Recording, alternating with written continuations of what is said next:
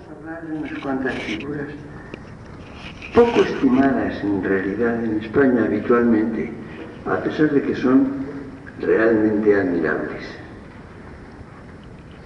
La figura más importante en cierto sentido, y la primera grande, que es en cierto modo, hace un pantón con la organización política primera, con lo que se llamaba el proyecto del siglo XVIII, es Feijóo. Feijóo fue otro hombre longevo, muy longevo. Los dos, es curioso cómo la longevidad, que ahora es más corriente, por fortuna para que yo pueda seguir hablando, pero en fin, era bastante extraña, era poco frecuente. Había hombres muy longevos, pero no muchos. Y los que han sido longevos han tenido algo notable como un plus de vida que los demás no tenían, mientras la mayor parte de los hombres eran casi viejos a los 60 años y no muchos vivían más de 70 o 75, los que llegaban a los 80 o más tenían una situación en cierto modo privilegiada que ya no existe. Feijóo, como saben ustedes, era gallego, era fraile benedictino, tuvo una vida sencilla, muy sencilla, no quería honores, no quería cargos eclesiásticos, no quiso ser obispo, es decir, vivió dedicado a la lectura, al estudio, a la reflexión sobre muchos problemas. Ustedes saben que es una época en la cual no había grandes ciudades, los habitantes de ellas no eran muy numerosos, la población española era todavía muy pequeña, probablemente en tiempo de Feijóo no pasaría la población de 12 o 14 millones de habitantes. Y sin embargo hay un dato interesante que se conserva. Las obras de Feijóo, que eran casi exclusivamente el teatro crítico y las cartas eruditas y curiosas, vendieron más de 400.000 ejemplares en total. La cifra es bastante asombrosa y muestra que en una época de poca población, con mucho analfabetismo todavía, las lecturas de Feijóo, en medio siglo naturalmente, no en poco tiempo, se elevan a unos 400.000 volúmenes, lo cual a mí me produce bastante impresión. ¿Quiere decirse esto que tuvo mucho éxito? Fue traducido al francés, cosa que no sabe casi nadie. Fue, por tanto, muy ampliamente leído. Es una obra muy docta, muy erudita, de la cual hay que decir un rasgo que me parece absolutamente capital. No se suele contar a Feijóo entre los importantes escritores españoles. A mi juicio lo es de un modo extraordinario. ¿Por qué? Precisamente porque no llama la atención.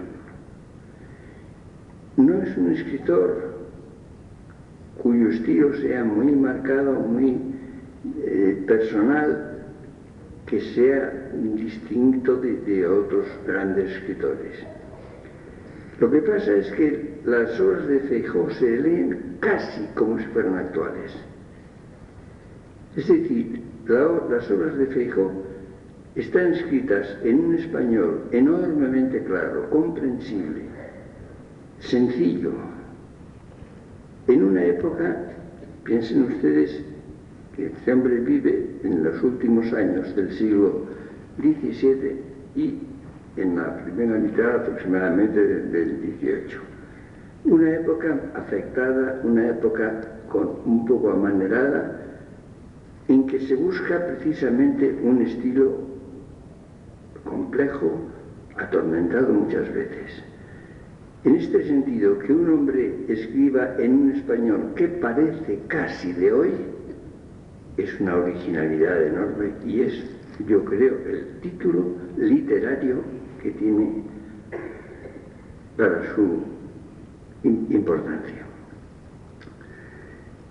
Este hombre, que no es demasiado original, que tiene lecturas muy amplias, que ha reflexionado sobre casi todos los temas de su tiempo, tiene una actitud abarcadora, comprensiva, positiva. Es un hombre de gran cordialidad. Por ejemplo, podríamos llamar casi un feminista. Tiene una estimación por la mujer y una consideración de la mujer muy grande, y la idea de que tiene mucho valor en tantas cosas. Es un hombre pacífico y pacifista, diríamos.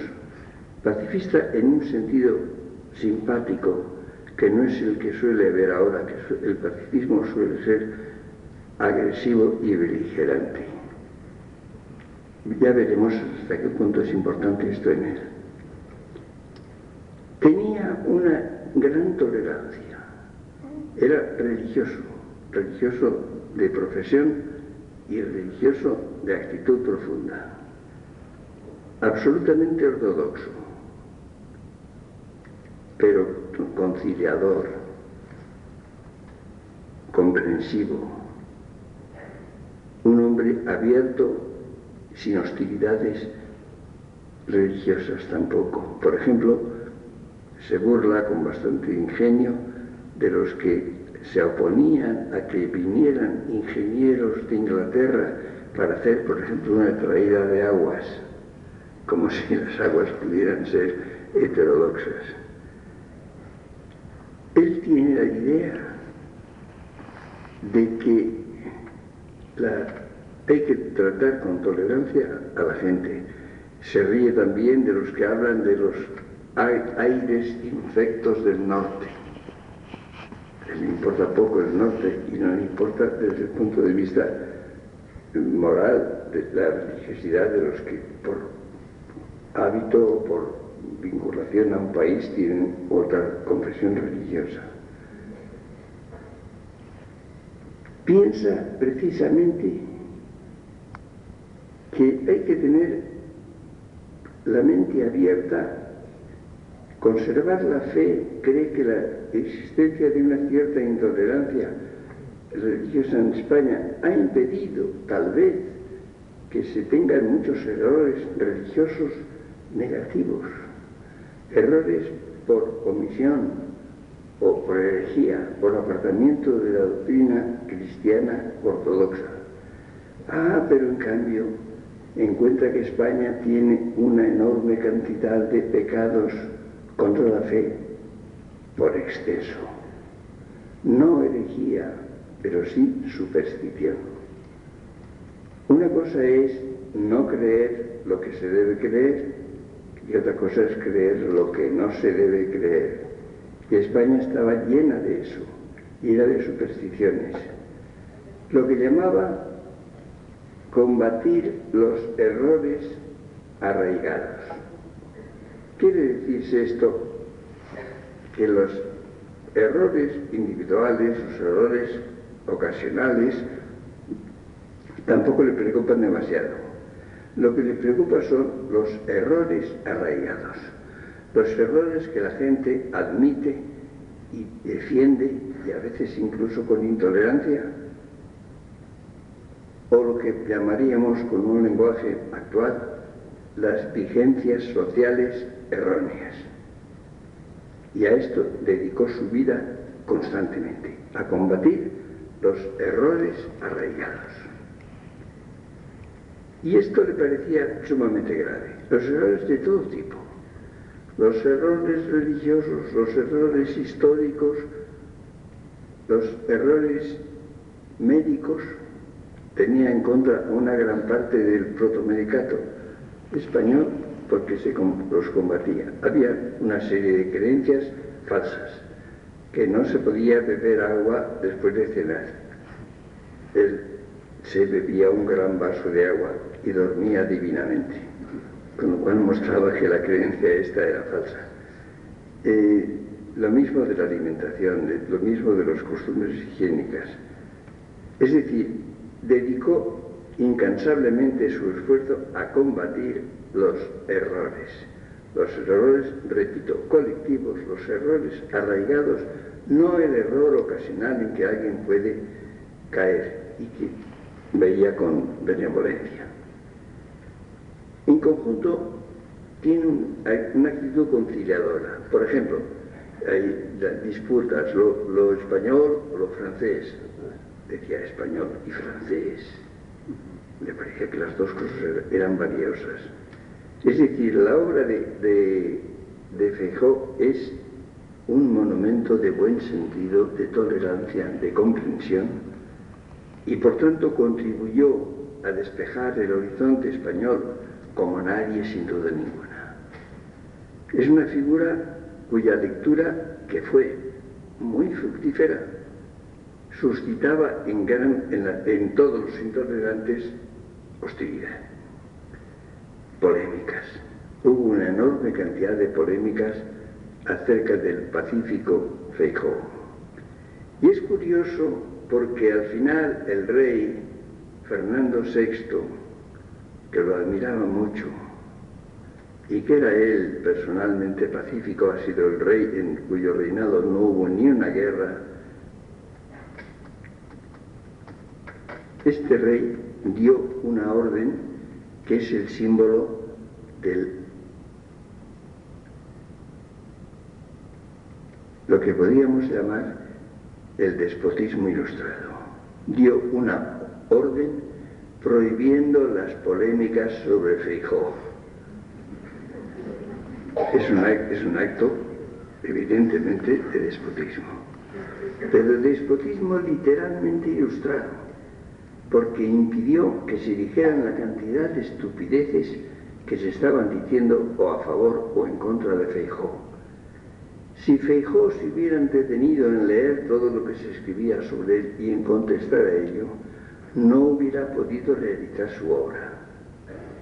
Y ese acto de despotismo, hay que reconocerlo, del rey Fernando VI fue verdaderamente oportuno y sabio. Y esto permitió a Feijóo dedicar su larga vida, esforzada vida, comprensiva, a estudiar casi todo, porque el número de asuntos tratados en el teatro crítico y en las cartas eruditas y curiosas abarca casi todas las cuestiones que eran interesantes, que apasionaban a los españoles y no solo a los españoles, y por tanto significan una inmensa contribución a la cultura y a la civilización de España. El éxito que esta obra tuvo, el que fuera leída de esta manera, ha sido algo capital, algo enormemente importante, que hace que Feijóo resulte insustituible.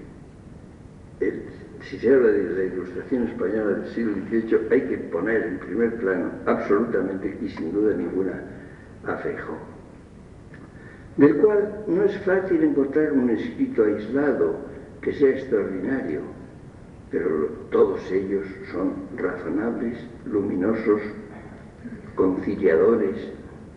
Creo que fue enormemente civilizador y nos hace ver el número de sus lectores, el éxito que tuvo, la estimación de que gozó, que la situación de España era mucho más interesante, mucho más atractiva, mucho más positiva de lo que suele pensarse.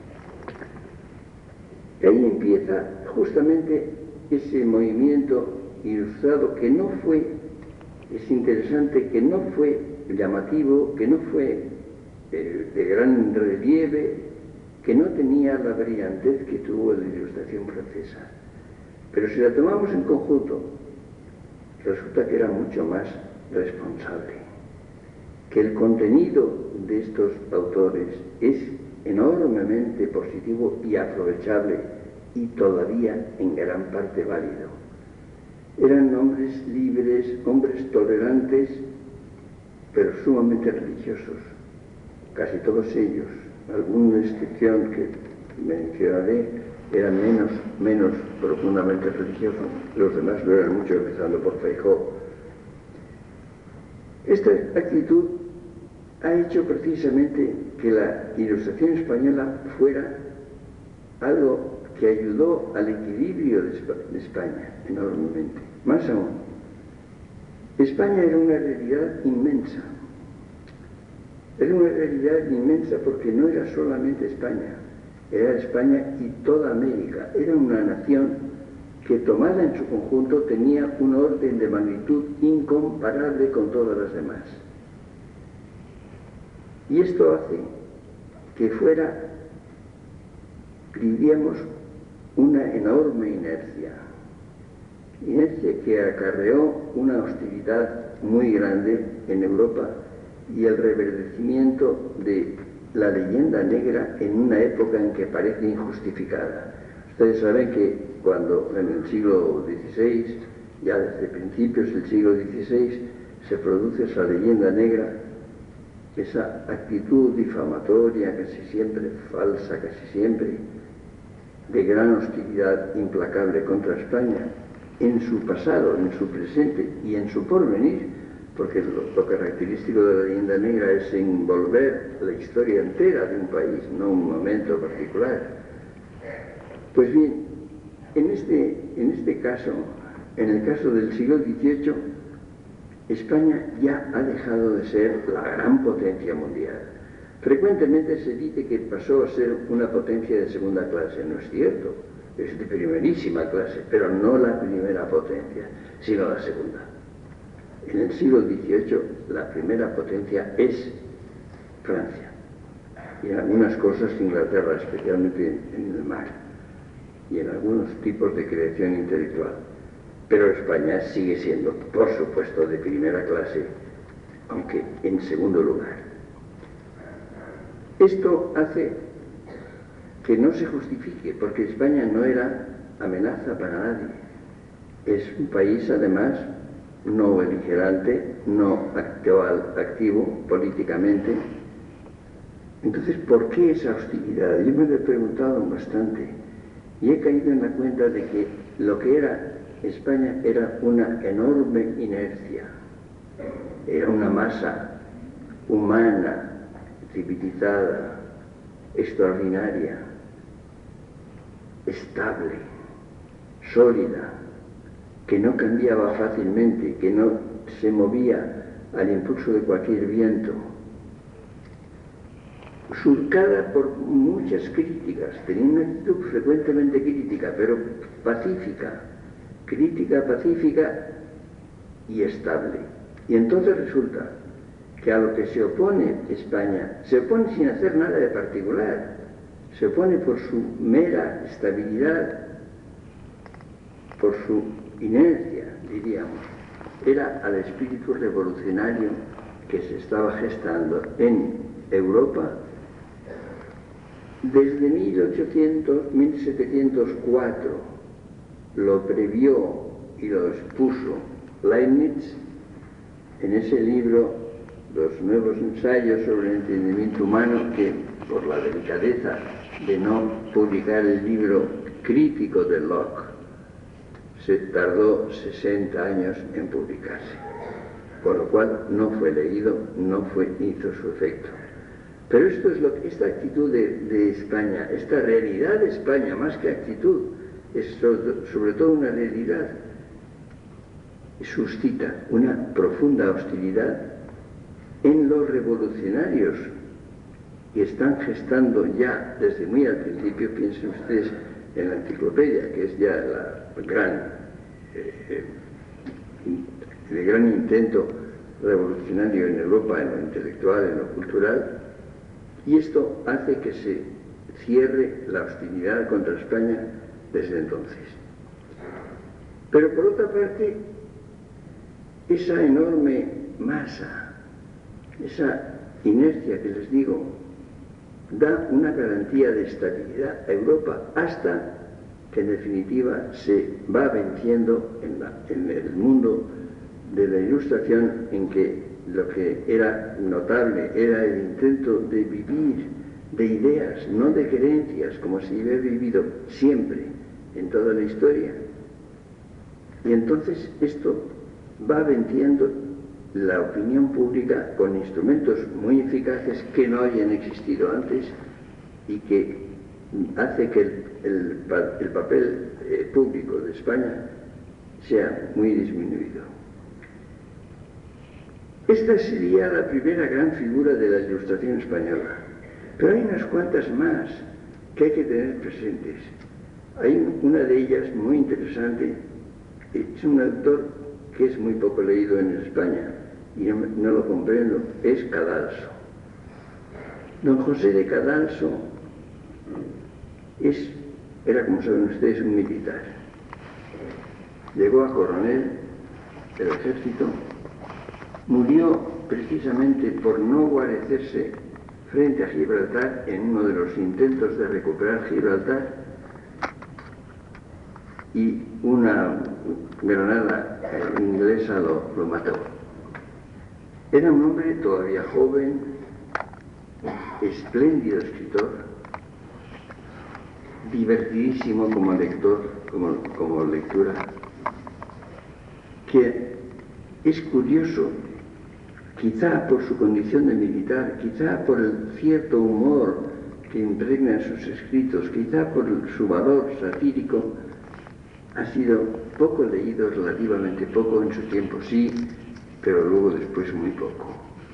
Hay dos libros de Cadalso extraordinariamente atractivos. Uno, que es Los eruditos a la violeta. Es un libro satírico, burlón, lleno de gracia contra los pedantes, contra la gente que presume de que sabe mucho y no sabe nada, que habla de todo sin información, que está prendado de todo lo extranjero que no conoce. Él sí lo conocía. Cadalso viajó mucho por Europa, hablaba espléndidamente francés e inglés. Engañó a un oficial inglés en el sitio de Gibraltar hablando un inglés perfecto y se hizo pasar por inglés, que no es flojo mérito en esa época y en cualquier otra. Entonces, como ven ustedes, él era enormemente culto, lleno de ingenio, escritor agudo, y escribe este libro que es una sátira permanente que sigue teniendo enorme gracia. Pero además, sobre todo, escribe otro libro, Cartas Marruecas. Las Cartas Marruecas es uno de los libros más deliciosos y más inteligentes que se han escrito en español. Es un libro cuyo título, como ven ustedes, es una especie de imitación de las cartas persas de Montesquieu. Estas cartas marruecas fingen un marroquí que está de viaje en España y que escribe sus impresiones, que habla de las cosas españolas como si fuera un extranjero.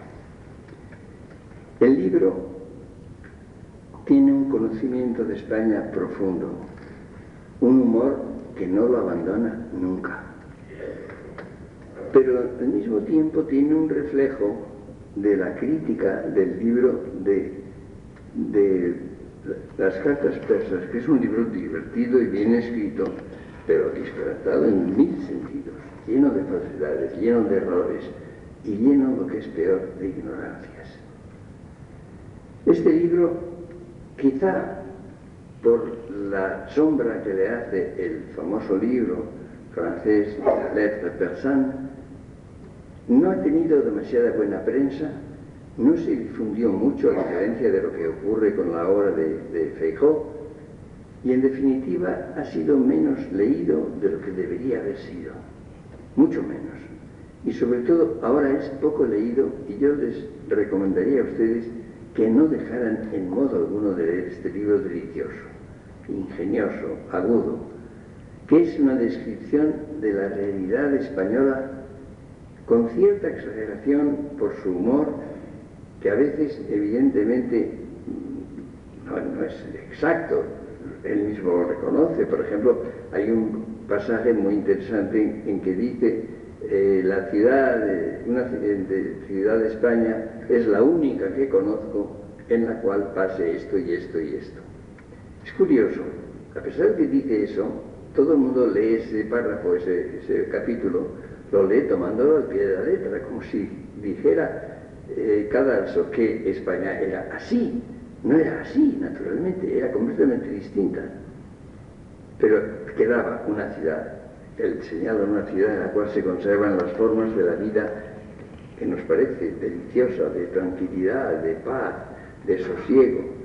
Es una pintura admirable. Pero hay que añadir que, cosa curiosa, en un hombre español del siglo XVIII, la visión que tiene de España es enormemente positiva. Es crítica, completamente crítica. Se burla de muchas cosas, pero con un fondo tremendo de adhesión, de entusiasmo. Él tenía un muy fuerte patriotismo, que lo llevó incluso al sacrificio de su vida y a actos de valor en la guerra muy notables. Tenía una opinión, por ejemplo, del ejército, de los soldados, de los cuerpos, diríamos, escogidos, que prestaban, gentes de clase superior, que prestaban un servicio militar abnegado y de gran esfuerzo, con una generosidad extraordinaria. Todo eso aparece en la obra de Cadalso y es, en definitiva, estimulante. No participa precisamente de la actitud, diríamos, un poco negativa, un poco denigratoria que ha sido tan frecuente en España. Hay un aspecto en el cual peca algo de esto, y es lo siguiente. En el siglo XVIII, sobre todo en la segunda mitad del siglo XVIII, hay un enorme entusiasmo, una gran valoración del siglo XVI. Y hay, en cambio, una quejumbre respecto del siglo XVII.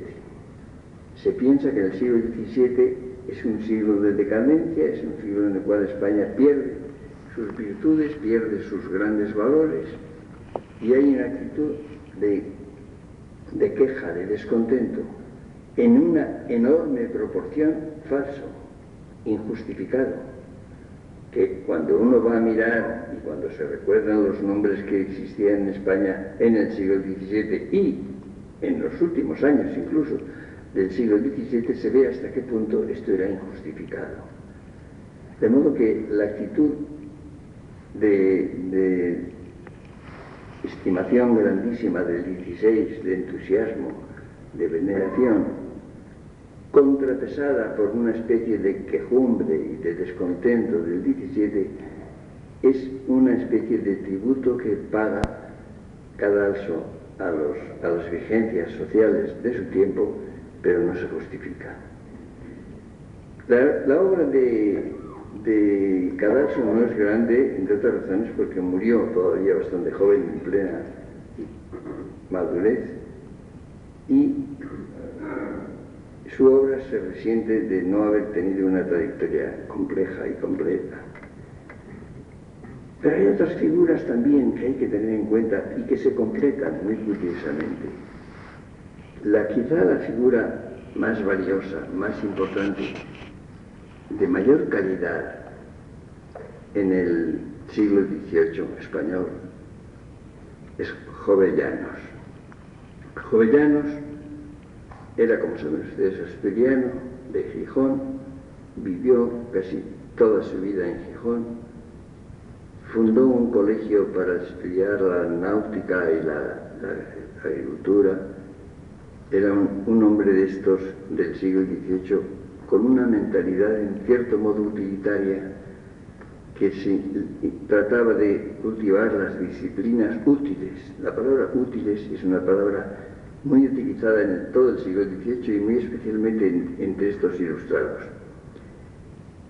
Era magistrado, un magistrado nuevo, tolerante, que tuvo mucho tiempo en Sevilla, que no usó peluca, porque le aconsejó el ministro principal que no se usara peluca, tenía una cabellera, por lo visto, muy atractiva y agradable, y era un magistrado que no usó peluca, que era lo que se usaba en la aristocracia y en las clases dirigentes.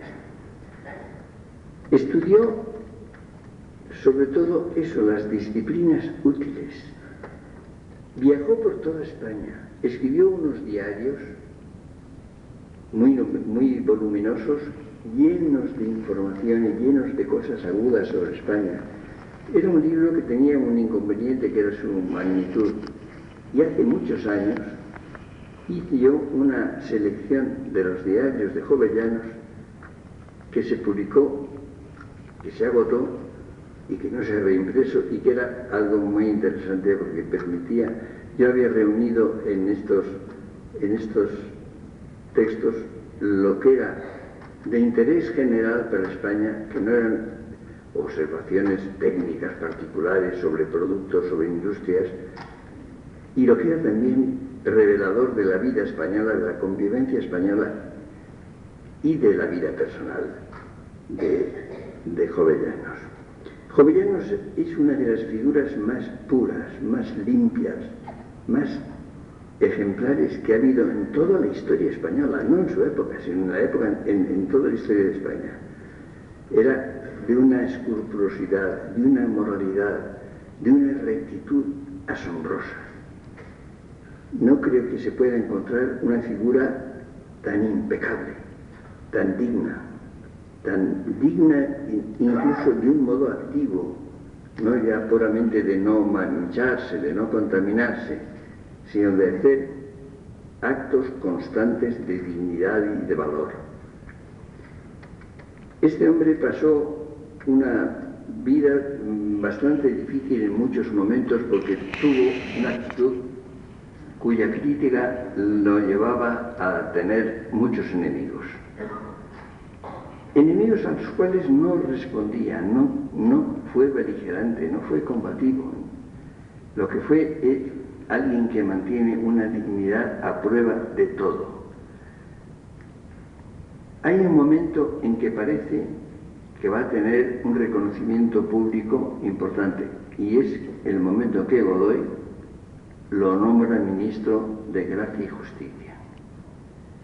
Esto le produce una especie de consternación. Le parece tremendo, le parece una prueba que va a poner a prueba su valor, su dignidad, su integridad, pero le da miedo, le parece, dice, dichoso yo cuando va a ir a Madrid, dichoso yo si vuelvo inocente. Es una frase que dice literalmente, tiene el temor de la contaminación, de que no sea posible mantener la dignidad, el valor, la moralidad perfecta que él exigía y había practicado siempre. Hay un pasaje en sus diarios en que recuerda cómo lo invita a comer Godoy. Godoy era una persona no muy recomendable, de una moralidad muy dudosa, pero resulta que está sentado en la mesa entre su esposa y su amante Pepita Tudó, mujer muy guapa y atractiva por lo visto. Esto le produce una conmoción al purísimo Jovellanos, al impecable Jovellanos. Ya dice que no sabe qué hacer, no sabe cómo mirar, no sabe cómo aceptar esa especie de convivencia. Ya. Pero después pasa algo mucho más grave, más importante, y es que cae en desgracia. Se ha atribuido a Godoy precisamente la desgracia, la pérdida del favor de Godoy, y esto termina en una prisión de 7 años. Sin embargo, esto no es cierto, porque precisamente la caída de Godoy fue en un momento en que también había... No tuvo parte en ello. En lo que tuvo parte y responsabilidad es en no interponer su valor político, su fuerza, su enorme poder para librar a Godoy, a Jovellanos. Esto lo hace, en definitiva, diríamos, un delito de omisión, de falta de energía, de no defender adecuadamente a Jovellanos. Pero Jovellanos siempre confía en él y le escribe y le pide ayuda y le pide apoyo. Y en definitiva la cosa queda, naturalmente, un poco, no queda bien para Godoy, pero no se le puede atribuir la responsabilidad y la prueba es que siempre confió en él, siempre recurrió a él, siempre le escribió con cortesía y con cordialidad, con amistad en definitiva. Sin embargo, todavía faltaba algo peor, que fue la invasión francesa. La invasión francesa fue una cosa tremenda. Bueno, fue naturalmente desastrosa en todos sentidos. Yo creo que lo más grave que había pasado en España en siglos fue la invasión francesa, la destrucción de las estructuras políticas, la cobardía del rey Carlos IV, la felonía de su hijo Fernando VII, la caída de la moralidad de las clases dirigentes, de la aristocracia y de las autoridades. Esto fue gravísimo.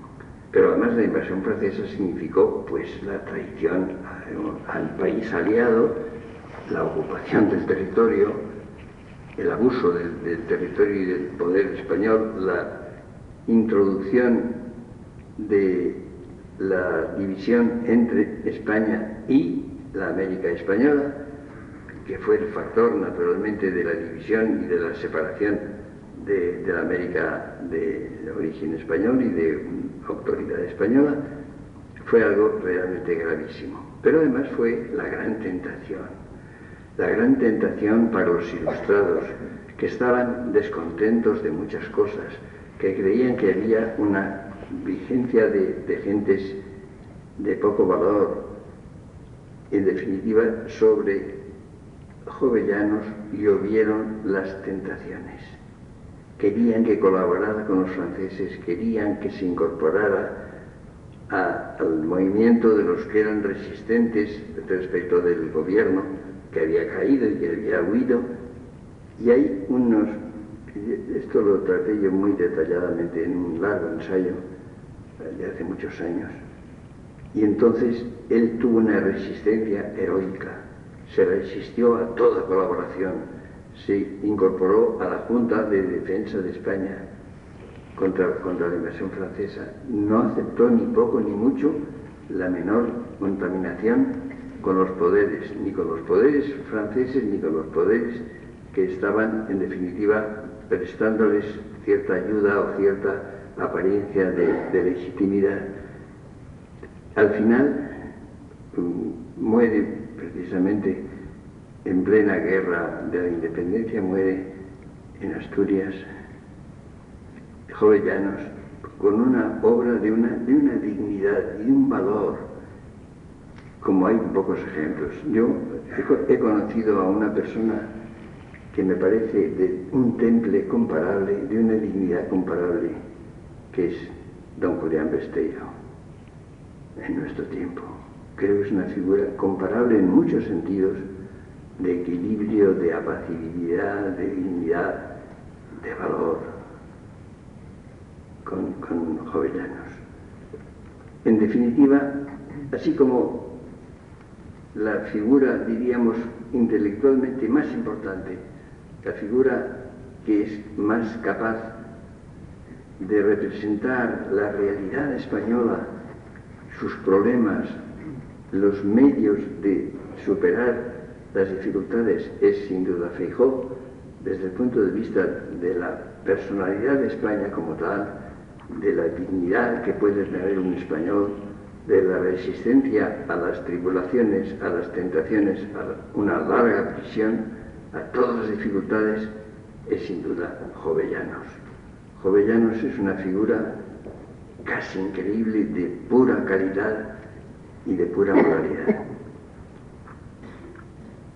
Hay también una figura de la ilustración española también enormemente atractiva, bien distinta, que es Moratín.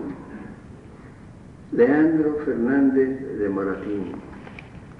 Moratín, hijo, escritor, solo escritor, un hombre de una gran independencia, de un espíritu agudo, crítico, en cierto modo escéptico, que viaja mucho, viaja por Europa, por Francia, por Italia, ocasionalmente por Alemania, por Inglaterra. En Inglaterra pasó más de un año. Vamos, él fue a Francia, en plena Revolución Francesa. Se horrorizó de lo que se estaba haciendo, de cómo se degollaba a la gente, se la decapitaba, de cómo no había libertad ninguna ni cosa parecida. Entonces decidió irse a Inglaterra, no pudo quedarse en Francia, se fue a Inglaterra y en Inglaterra pasó más de un año. Es curioso que todo lo que cuenta de Inglaterra es enormemente divertido, atractivo.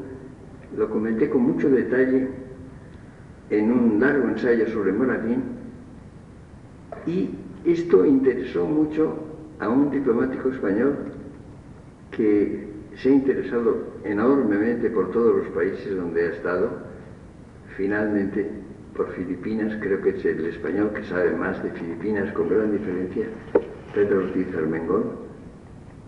Él en Inglaterra estuvo también mucho tiempo y le interesó lo que yo decía de Moratín, y se dedicó a investigar con una minuciosidad que le es característica, porque es un hombre excesivo y exhaustivo. Estuvo investigando todo lo que había hecho Moratín en Inglaterra, en ese año largo que pasó allí. Y escribió un libro entero bastante largo y muy atractivo, por cierto, que tuve yo que prologar porque era yo culpable de que lo hubiera escrito.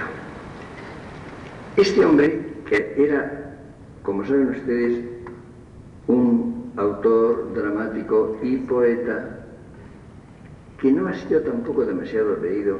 Su teatro es muy atractivo y también muy ingenioso. La poesía es una poesía valiosa, pero dentro del estilo de cierta frialdad propia de la poesía del siglo XVIII. Era además un escritor de cartas y de diarios, de escritos privados que han circulado poco y que son de un enorme atractivo. Yo creo que Moratín, cuya obra principal se escribe ya en el siglo XIX, ya en los primer tercio del siglo XIX, yo creo que es uno de los más grandes escritores españoles, de una calidad increíble, de un ingenio, de una corrección, de una inventiva extraordinaria. Por ejemplo, los diarios, las cartas, todo eso es de un valor que hace de él uno de los escritores españoles de más calidad. Muy poco leído. Ahí naturalmente había una edición que hizo Hartzenbusch en 3 volúmenes de escritos inéditos de Moratín, que fue lo que me permitió conocer bien su figura, mucho más que los escritos públicos, pero no, fue muy poco leído. 3 volúmenes que no había leído casi nadie. Después ahora se han hecho ediciones excelentes, pero ese tipo de ediciones eruditas que no leen los lectores, que leen los estudiosos. Hay una distinción muy importante entre lo que se lee y lo que se estudia. Pues bien, la obra de Moratín, aparte de su obra bien conocida de poeta no de primera clase, y de dramaturgo, la obra de las obras inéditas de la edición de Hartzenbusch y después las ediciones posteriores, más científicamente más correctas, no ha sido leída. En definitiva, si se hiciera un estudio si se hiciera una especie de encuesta en cualquier colectividad, por ejemplo, en los oyentes de esta conferencia, se vería que son pocos los que han leído la obra de Moratín, los que lo conocen directamente. Su obra es ingeniosísima, es deliciosa. Sus libros que escriben sus viajes, lo mismo lo de Francia que lo de Inglaterra, que lo de Italia, es de un atractivo y de un ingenio como no es fácil encontrar. En definitiva, en el siglo XIX habría que citar a otro escritor, en cierto modo comparable, Valera. Si toman ustedes los dos nombres de Moratín y Valera, encuentran ustedes la mejor prosa que se escribe en todo el siglo XIX, sin duda alguna. Y es también excelente para conocer la situación, para conocer lo que se esperaba de España, lo que obligó a Moratín y a otros muchos a marcharse de España, a llegar a otros lugares, a resistir la tentación también de quedarse o de seguir. Es interesante ver en Moratín, por ejemplo, los intentos de volver a España, el temor a volver a España, la percepción de los peligros. Por ejemplo, él era un hombre evidentemente liberal y no reaccionario en absoluto. Es evidente, por ejemplo, que sus simpatías iban hacia los liberales en tiempo de Fernando VII. Hay que ver cómo se da cuenta de que esos liberales eran muy poco liberales, eran en general extremistas de algo que se consideraba liberal pero que no lo era. Ve los peligros que se van a producir, teme que se produzca la invasión de la Santa Alianza y se cumple, y entran los franceses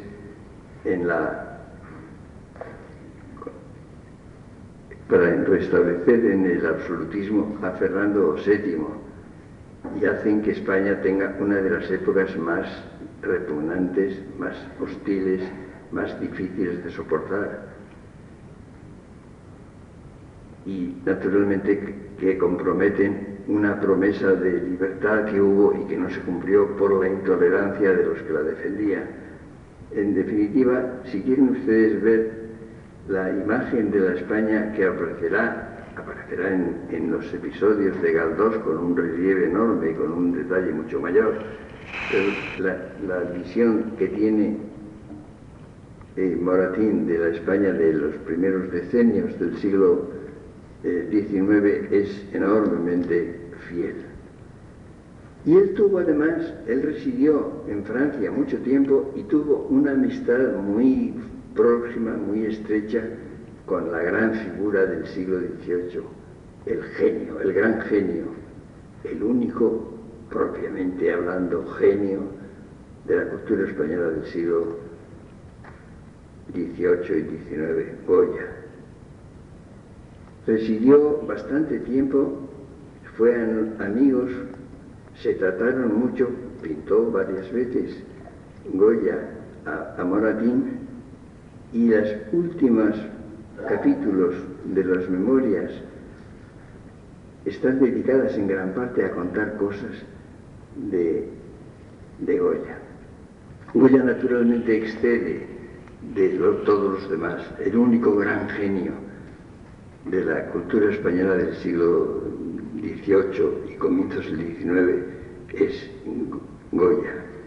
Goya es un caso de creación, de capacidad de creación, no solamente pictórica sobre todo, pero naturalmente de visión de la realidad. La obra de Goya es algo enorme, es algo que va desde la pintura puramente bella, de la pintura de los retratos, esos retratos penetrantes que son en cierto modo la imagen interna de una época, pero además los grabados, la inmensa cantidad de grabados, que son precisamente, diríamos, la crónica interpretativa del siglo XVIII, de la segunda mitad del siglo XVIII y de los primeros decenios del XIX, en que aparece la imagen de la guerra, de la invasión francesa, de los horrores que se hacen, que se cometen, que hay una crítica de la tradición más rancia, de la hostilidad, de las luchas internas que se producen en España en esta época, del abandono de posibilidades, del uso de la imaginación. La obra de Goya evidentemente es la recreación profunda de la época desde la segunda mitad del XVIII hasta su muerte. Pero hay que tener en cuenta además, y esto sí que me parece importante, el que Goya es un caso de vocación. Lo que tiene Goya de nuevo, lo que tiene Goya de fuerte, de poderoso, de creador, es que es una vocación incontenible.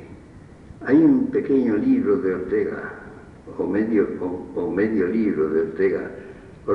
El último libro de Ortega se titulaba, el título se lo sugerí yo y lo adoptó, Papeles sobre Velázquez y Goya. Tiene una parte dedicada a Velázquez y su época y otra parte dedicada a Goya. Después, los herederos de Ortega separaron los dos libros, los convirtieron en dos libros, los separaron, cosa que creo que significó una cierta pérdida. Uno se titula Velázquez y otro se titula Goya.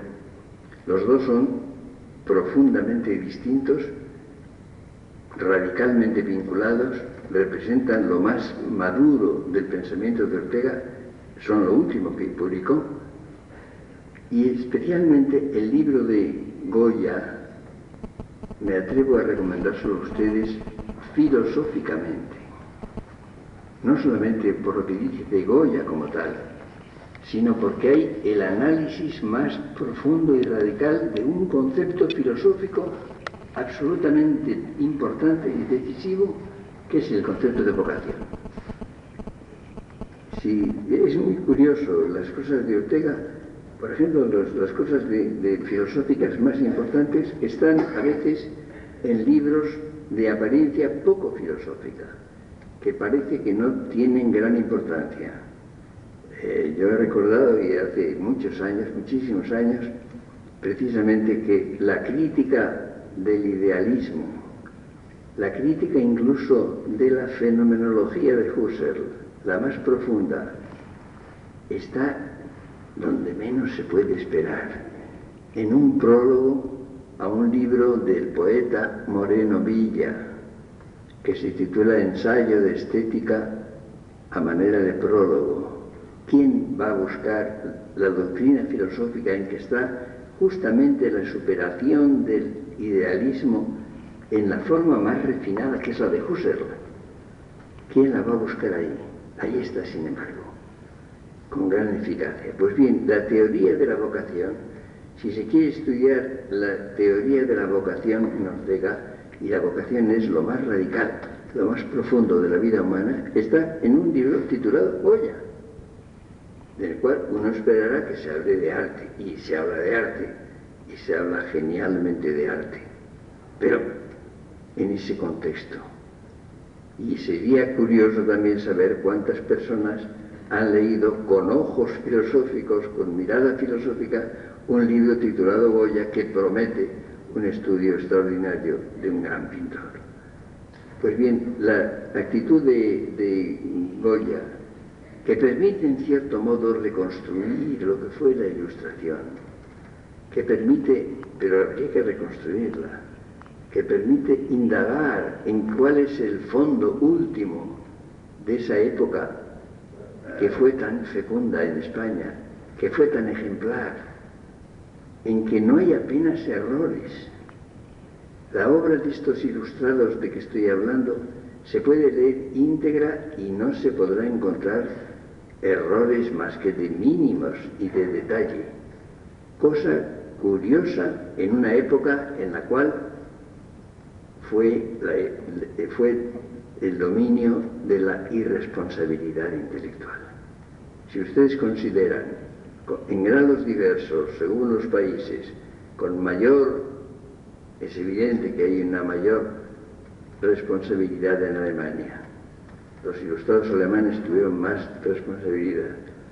No demasiada en los demás países. El mínimo es Francia, con mayor brillantez, con un éxito y una difusión extraordinarios, con una influencia asombrosa, sin embargo con una irresponsabilidad también asombrosa. Si ustedes hicieran, quizá no vale la pena hacerlo, un catálogo de las cosas que han escrito ilustrados franceses famosos, con grandes méritos, sin duda, buenos escritores, casi todos, asombra. Y han tenido un influjo tal que han perpetuado enormemente errores gravísimos, capitales. Hay un ejemplo entre todos, lo que se ha dicho de la Revolución Francesa, que ha empezado a quedar un poco rectificado y corregido en el segundo centenario de su comienzo, en el año 1989, cuando se empezó a recordar, a conmemorar, a interpretar el comienzo de la Revolución Francesa. Hubo unos cuantos intelectuales, historiadores principalmente, que hicieron una revisión de la imagen dominante, de la imagen vigente hasta entonces de la Revolución Francesa. Y se vio entonces cómo había habido una especie de construcción y de inmenso panegírico de ella, que tenía muy poco que ver con lo que fue su realidad y lo que ha quedado vivo, lo que ha sido fecundo.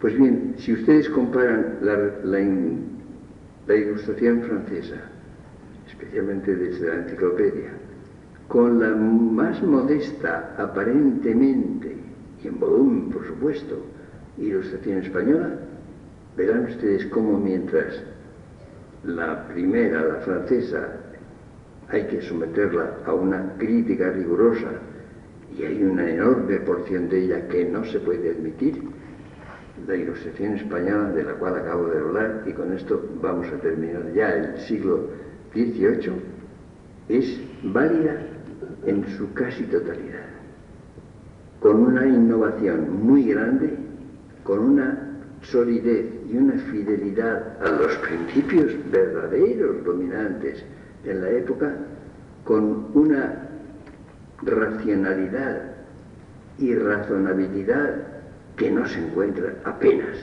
en todo el siglo XVIII. Con esto terminamos el XVIII, terminamos con la ilustración. La semana próxima no hay conferencia, como saben ustedes, la siguiente.